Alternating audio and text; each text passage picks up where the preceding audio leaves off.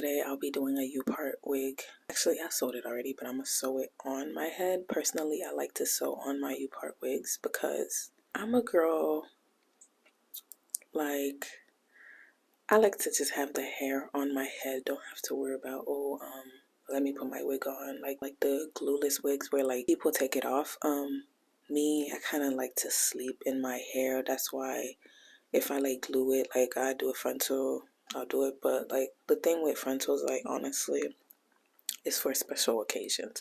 It is not an everyday thing, like, but people made it every day.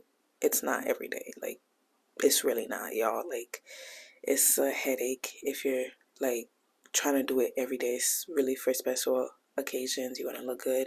You want to, but then like if you're a beginner, you don't want to leave your hair out. Closure. But me, I like U-part wigs. In like 2015, 2016, that's literally all I did until the craze of closures. Oh my gosh, closure.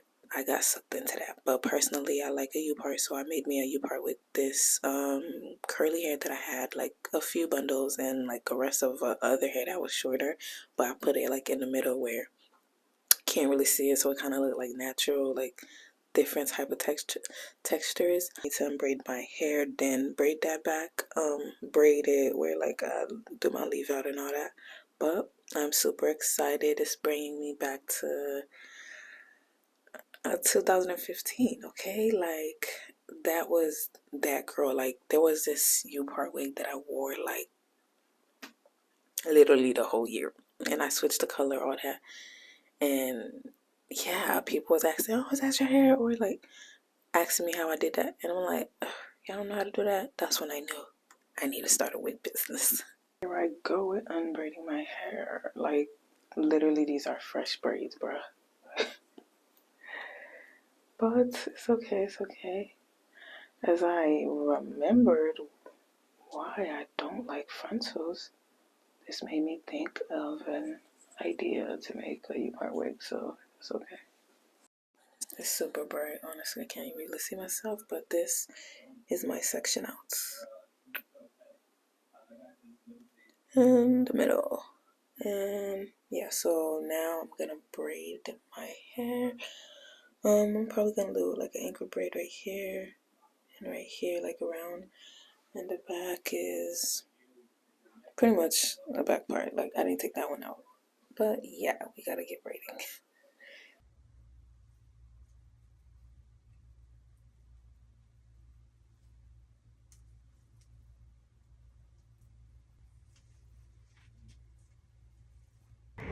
Okay, so I'm done with my braids. This part, not so great, but it works. And this right here is the U part. And honestly, I constructed with red thread. Thread was getting caught up or whatever because the bobbin I used was a metal one when it's usually like a plastic one like my machine used. So, but that's whatever. Like the inside don't matter. It's my wig. It's mine. And the part. So how I'm gonna do this is, okay, we're gonna sew right here. We're gonna make sure that we sew it close, whatever. And then I'm gonna sew the sides. I don't know if I should start on the sides first. I don't know. I'm starting in the middle. The sides. But yeah, we're gonna see how that goes, y'all. I'm excited because this is gonna look like my hair, and it's like not too thick because of how I did it. Yeah, we just keep going.